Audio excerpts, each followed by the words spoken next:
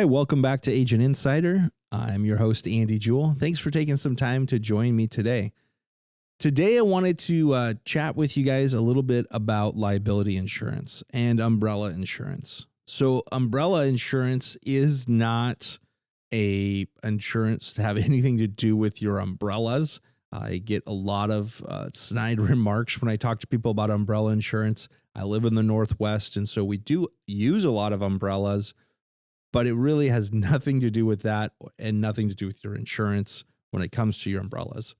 The idea is really, it's kind of funny because we call car insurance, auto insurance, home insurance as home insurance or fire insurance or dwelling insurance. So we're describing what we're covering, and then we use umbrella insurance as a metaphor, and that's the actual name of the policy. It's you're going to buy an umbrella policy, but it has nothing to do with umbrellas. It probably would be better to just call it comprehensive personal liability. I guess maybe that's a mouthful, so that's why we call it umbrella insurance. But that's the idea of an umbrella policy. So oftentimes when I'm meeting with customers or meeting with clients and we talk about the liability insurance, which I always tell people it is the most important part of your insurance is your liability. The idea of your car insurance, like you get in an accident, your car gets wrecked. If the insurance company doesn't pay for it, if the insurance company, if you dropped comprehensive and collision, so there's no coverage on the vehicle itself, and you go, man, I lose a $30,000 or $50,000, and it could be $100,000 car. You're like, that sucks. And it does. Don't get me wrong. Losing $100,000, like, I don't have $100,000 I want to just throw away either. But that's actually not your biggest exposure. Your biggest exposure is liability, because when it comes to your car, you know the finite value of your vehicle. And so if worst case scenario, the vehicle gets totaled out, you know what the total amount of loss would be to you. But you don't know what the damage to the other person is going to be. And you don't know what those medical expenses could be. You don't know how much that other person makes and is going to have in lost wages that you're going to be on the hook to compensate them for. So that's really why liability is your biggest exposure. So I tell people to think about it this way. If you get into an accident and it's your fault, let's just assume that you're sliding on ice, because everybody thinks they're a good driver. Even bad drivers think they're good drivers.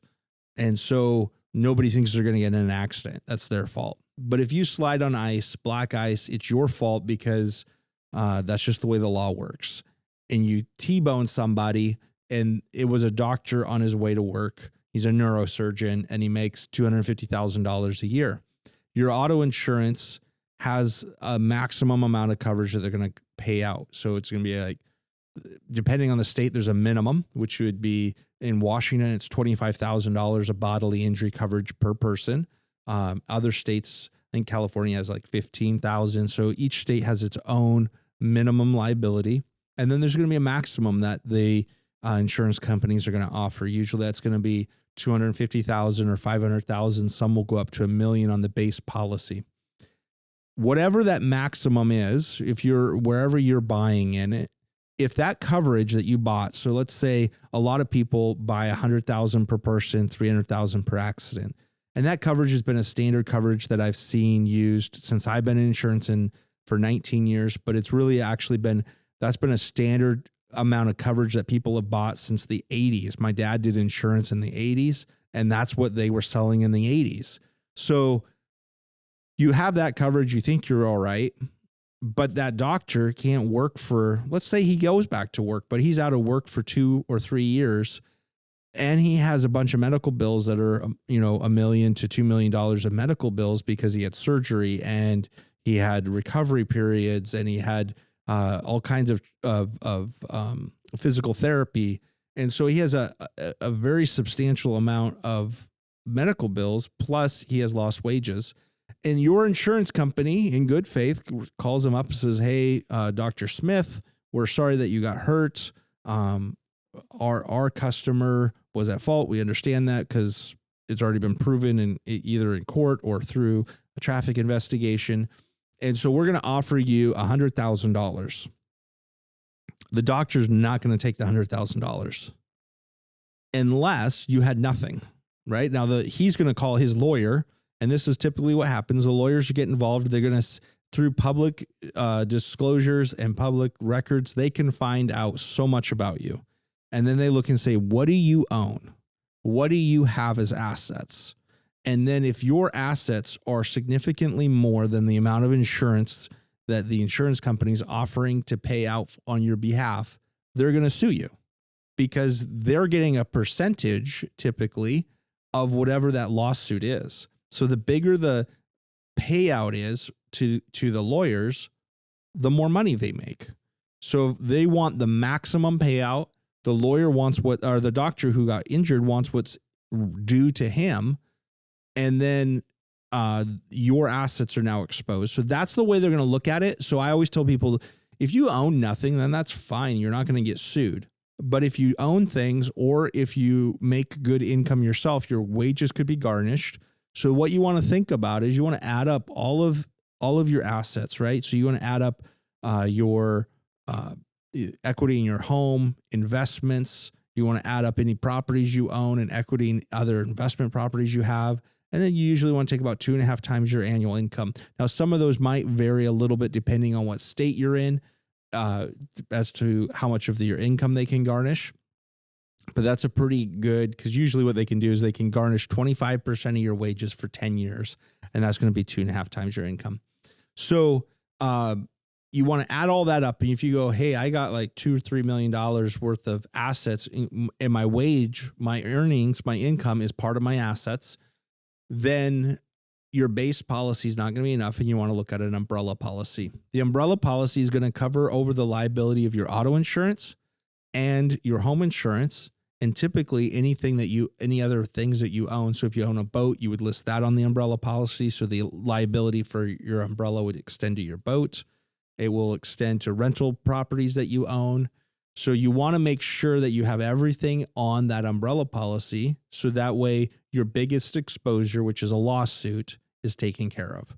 And I'll tell people that it's like, if you go, man, I don't know if I can afford the umbrella. I don't know if I can afford an extra, $200, $300, $400 a year for that umbrella policy for another $1 million. I'll say, well, then maybe we should increase your deductible on your home insurance. Maybe you take comp and collision off of that vehicle that's paid off, because your liability exposure is what will bankrupt you. And this is, I know I've said this before on the show, but I'll say it again. You want to insure for things you can't afford. So in general, right, if you could afford to pay for it and it sucks, maybe you want to transfer that risk to the insurance company, but maybe you're okay and say, you know what, in the eventuality that happens, I can pay for it. It sucks, but I can pay for it. And I use the example of like when I bought a cell phone and they wanted to sell me insurance on my cell phone. I was like, no, I don't need to pay the extra $6 a month for that, because if I break my cell phone, it will suck, but I know I could afford to go buy a new cell phone. So I'm not going to insure it. What I couldn't afford to do is rebuild my house if my house burned down. So I'm going to insure my house for fire. But I also recognize that if there's a windstorm that rips my gutters off and that cost me $3,000, that sucks. But I'm not going to turn in a claim because, again, I could afford that. So I'll go buy new gutters and have them put on. So I'll carry a higher deductible, I guess is what I'm saying, is like you can leverage different parts of your insurance so that way you're protected against the things you can't afford to deal with on your own that could bankrupt you, that would ruin you financially. But you don't worry about, I need to make sure every little detail is covered, because you can take some of that risk yourself. Take the risk on the things that you can deal with. Don't take risk on the things that would financially ruin you. That's the concept, I guess, big picture, big idea that I would say when it comes to insurance. You want to make sure that you have the big issues covered. And that's where an umbrella policy comes in. The umbrella policy is what protects you from being sued if you're involved in something that was your fault. Typically it's going to be an accident, but it could be a dog bite.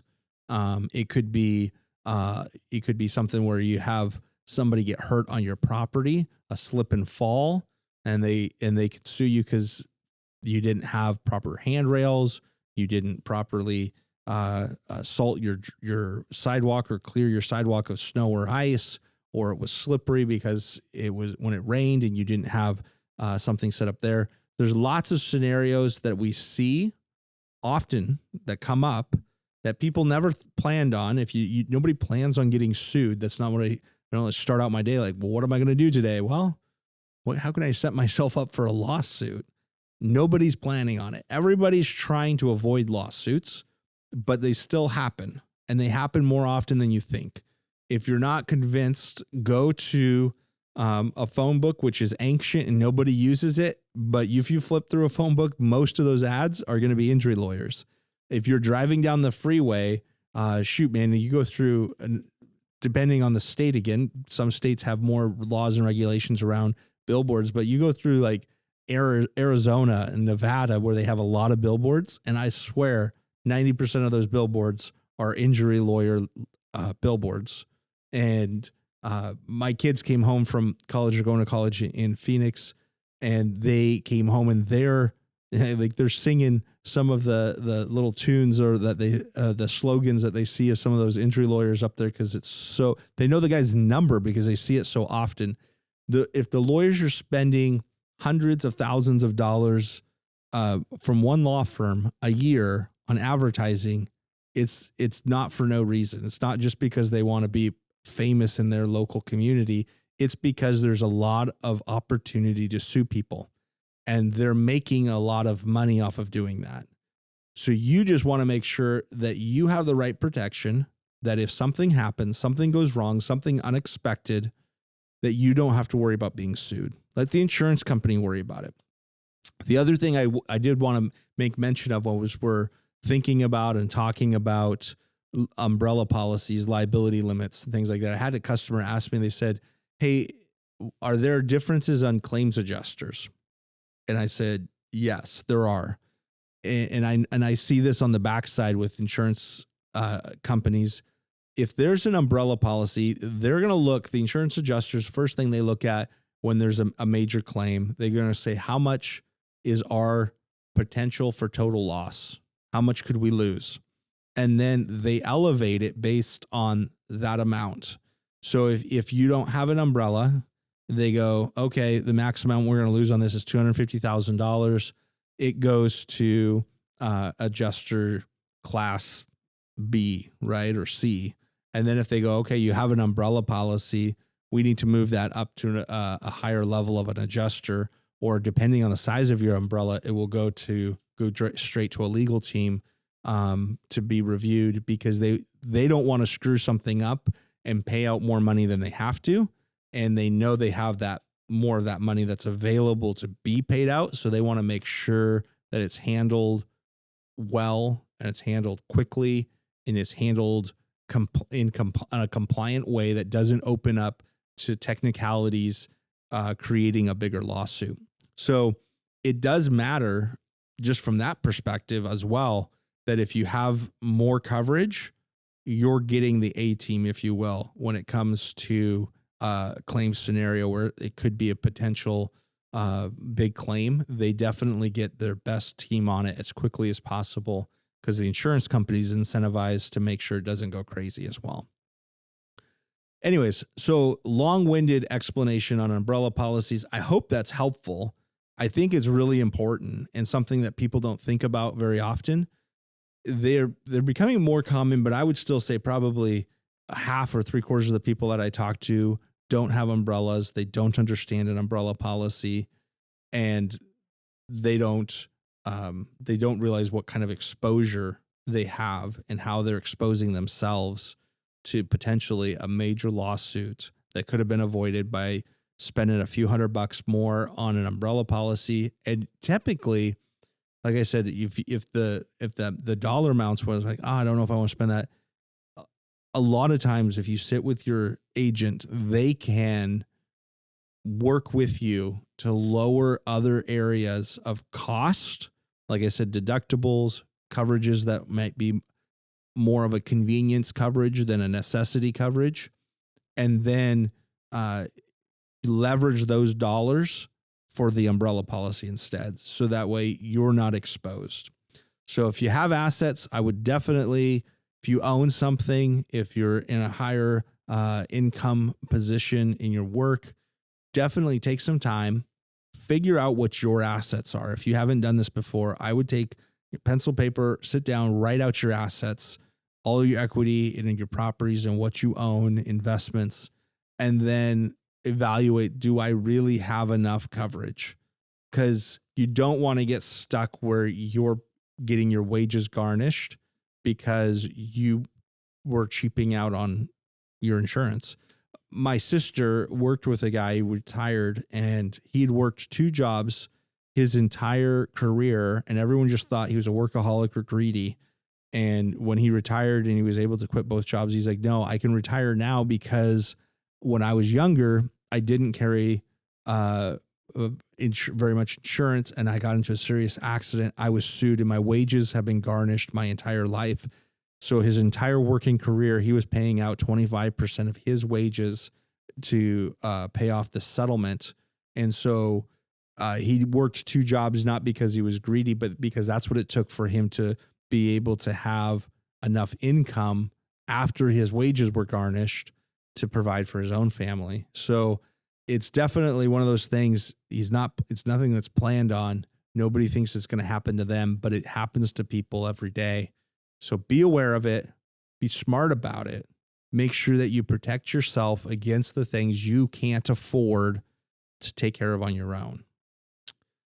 All right, guys, hopefully that's helpful. Hopefully that's something that is useful to you, or share it with somebody that doesn't understand the concept of liability insurance or an umbrella policy. If you guys have questions, feel free to email me. You can email me at theagentinsider@gmail.com. If there's a topic that you want to talk about, we'll put it on our list of things. If it's business related or insurance related, definitely make sure that we try to address that through one of our episodes. Look forward to hearing from you guys. Hope you have a great day. We'll talk to you soon.